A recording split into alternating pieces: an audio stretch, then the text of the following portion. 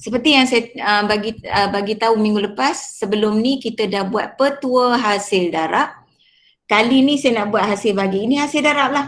Ini hasil darab yang pertama, ini hasil darab yang kedua. Jadi ini kita darab dengan ini, maka kaedah menyelesaikan dia kita kena menggunakan petua hasil darab.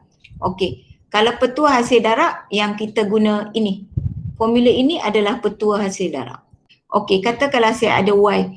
Y sama dengan contoh saya ada X kuasa 3 bahagi dengan 4X tambah dengan 6, okey, kuasa 4. Okey, 4X tambah 6 kuasa 4. Okey, ini adalah bahagi. Okey, yang di atas bahagi yang di bawah. Boleh tak kalau awak nak buat menggunakan petua hasil darab? Kalau petua hasil darab, syaratnya dia bukan dalam bentuk fraction, bukan dalam bentuk pecahan. Ini adalah bentuk pecahan ataupun dia bahagi. So bila bahagi, kita kena gunakan petua hasil bahagi. So bagaimana kita nak menggunakan formula hasil bahagi? Formula dia adalah dy dx sama dengan v du per dx, okey, tolak u u dv per dx bahagi dengan v kuasa 2. Okey. Okey. Kalau petua hasil darab sebelum ini, kalau petua hasil darab petua hasil darab sebelum ni yang awak buat, dia akan dapat macam ni. Bila kita nak bezakan dy terhadap x, awak akan dapat u dv dx tambah dengan v du per dx. Okey, ini senang je. Tetapi formula yang ini bila melibatkan petua hasil bahagi, dia memang bermula dengan v dahulu. Bermula v dahulu. Kemudian du dx sebab apa? Awak tak boleh salah. Okey, awak tak boleh salah sebab dia melibatkan tolak. Kalau awak letak u dv dx bermaksud awak akan tolak u dengan v. Tak boleh. Dia kena v du dx yang tolak dengan u dv dx bahagi v kuasa 2. So, apakah v dan apakah u? Okey, apakah v, apakah u? Yang di atas ini adalah u, yang di bawah ini adalah v. Yang di atas adalah u, yang di bawah adalah v. Sekarang kita kata u. Siapakah u? U sama dengan x kuasa 3. Okey? Yang atas kan u. So, u sama dengan x kuasa 3. Bezakanlah u terhadap x. Bezakanlah u terhadap x. So, kita akan dapat berapa? Kalau bezakan u terhadap x, bezakan u terhadap x akan dapat 3x kuasa 2. Sekarang v. Apakah v? V sama dengan 4x tambah 6 kuasa 4. Sekarang baru kita bezakan v terhadap x. Okey, sama je macam kita buat kaedah sebelum ni. 4 pergi ke sebelah 4. Okey, kemudian tulis dahulu 4x tambah 6. Okey, kuasa berapa akan dapat? Kuasa 3. Jarak dengan bezakan yang dalam akan dapat 4. Okey, saya ulang. Yang ini ni apa benda? Ini adalah kita beza luar. Okey, itu kita membezakan yang di luar. Apakah ini? Ini kita beza dalam. Dalam apa? Dalam kurungan. So, beza dalam kurungan, kita hanya akan dapat X 4 sahaja. So bila kita bezakan luar kurungan, 4 ni yang pergi ke sebelah, so kita akan dapat 4 kuasa 3. Akan dapat macam tu. So yang ini kita akan dapat 4 darab 4 akan dapat 16. 4x tambah 6 kuasa 3. Kita akan dapat macam tu. Boleh? Kenapa kita perlu buat beza luar, beza dalam? Sebab ini adalah fungsi gubahan. Okey, bila dia fungsi gubahan, kita tak boleh anggap dia macam single. Ini dia single.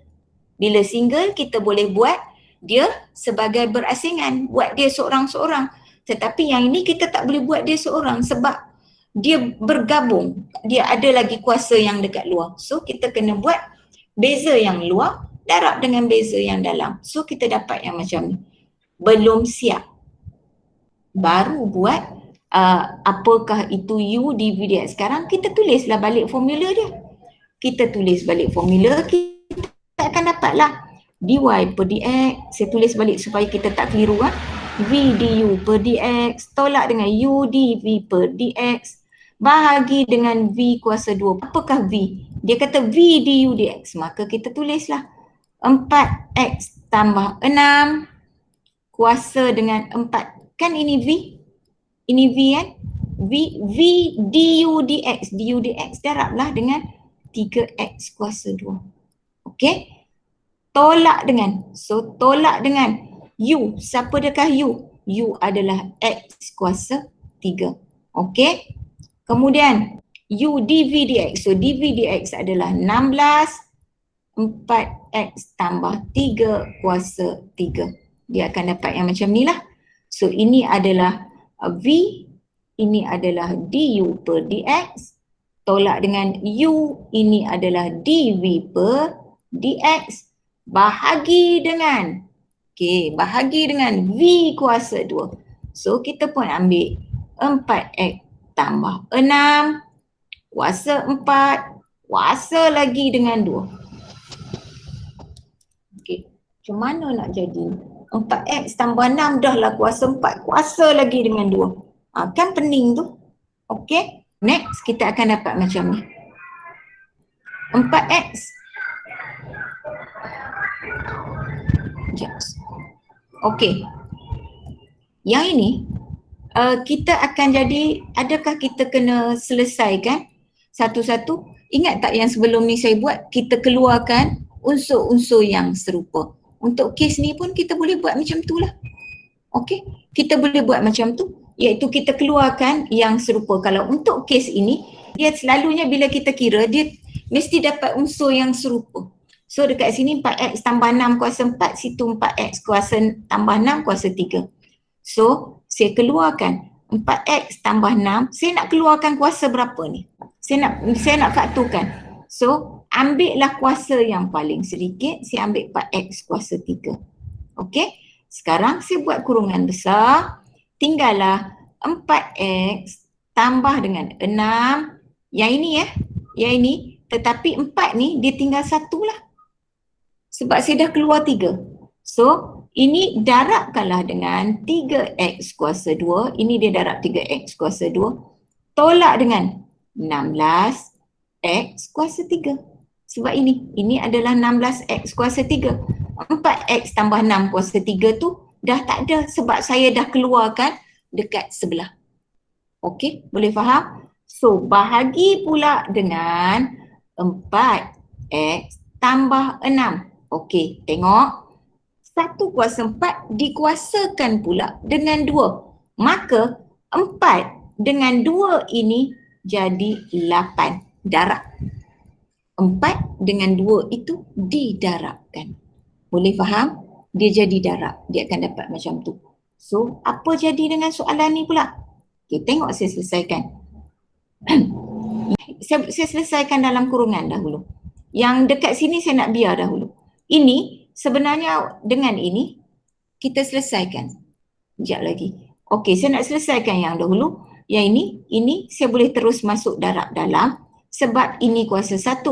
So, saya akan dapat di sini adalah 12x kuasa 3 tambah dengan 18x kuasa 2 tolak dengan 16x kuasa 3 yang ini. Okey, bahagi dengan 4x tambah 6 kuasa. Ini 8 kan? Tolaklah dengan 3. Ini ibarat saya turun ke bawah. Saya tolaklah dia dengan 3. 18x kuasa 2 tolak dengan 4x kuasa 3 bahagi dengan 4x tambah dengan 6 kuasa dengan 8 tolak 3 adalah 5. Maka inilah jawapan dia. Okay. Y sama dengan 4x kuasa 2 bahagi dengan 1 tolak 6x. Okey. Yang ini sebenarnya senang sebab dia tidak melibatkan gubahan. Gubahan macam mana? Dia tidak melibatkan macam ni. Kalau melibatkan macam tu dia jadi panjang. Okey. Kalau macam ni senang je. Kita akan buat U sama dengan 4x kuasa 2 du per dx sama dengan 8x. Okey. Kalau saya salah awak bagi tahu. So V pula sama dengan 1 tolak 6x. So dv per dx sama dengan negatif 6. Hilang dah x dia. So sekarang kita menggunakan formula bila nak dy dx sama dengan v du per dx. So v apakah v? 1 tolak 6x. V apakah du per dx?